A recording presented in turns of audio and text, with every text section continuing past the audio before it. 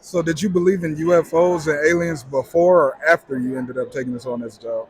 Oh, it was perfectly obvious that once you realize as a child that the stars are actual suns like our sun, and you just assume that there's planets around them, and that there's got to be there's trillions and trillions of star systems, and to think that this only is the only one on which life is developed at all seemed to me to be a little nutty.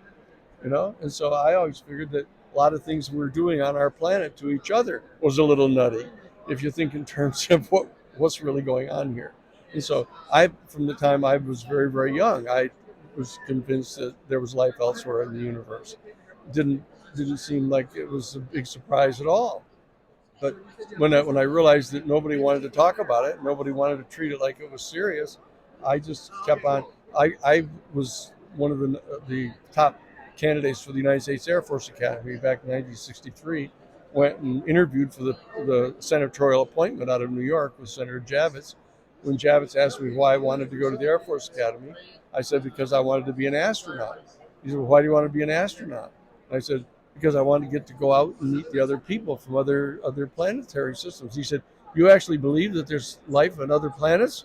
I said, "Well, sure. So do you. You're a United States senator. You've got to know that." so, so that was all the way back when I was 18 years old. So I've been certain of this for a long time. And so that what we've got to do now is help get all of our human family together and having conversations about what the implications of this really are.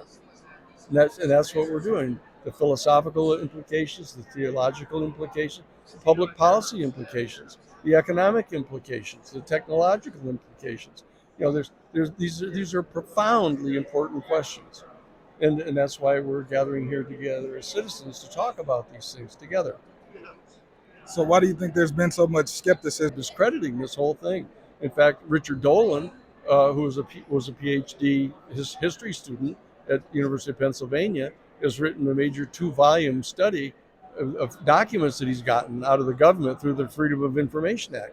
And there are actual documents showing that they had this program going, that they were lying consciously about this.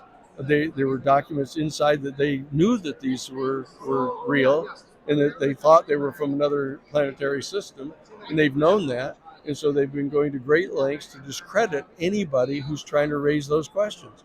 And so they've destroyed the livelihood, they've destroyed the lives and families of hundreds of people trying to do this. So that has been outrageous that they've done that. And so that's what's caused people to be so skeptical because they're afraid.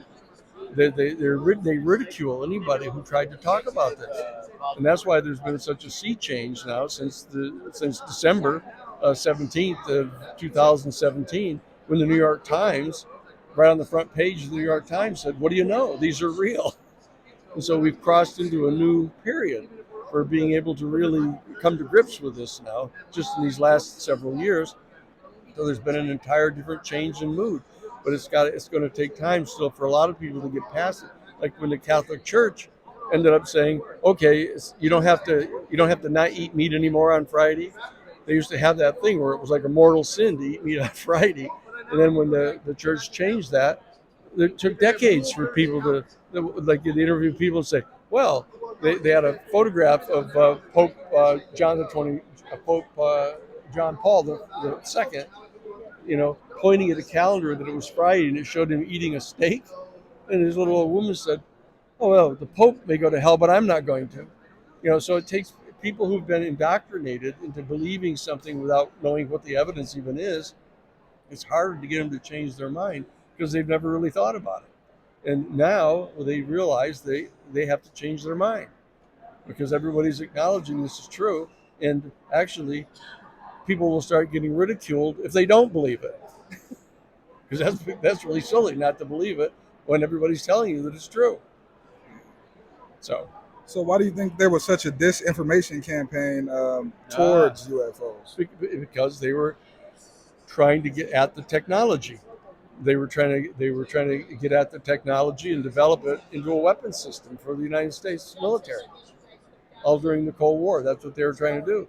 And then they went to such lengths and destroyed the lives of so many people. By the time you got into the Cold War, they were so deeply into this they didn't know what to do. And so now we've gotten the information out in the public that it's true, that they're real. And so now we're having to go through the process of them kind of readjusting this. So that's part of what our 501c3 organization, the UFOC3, is going to be doing.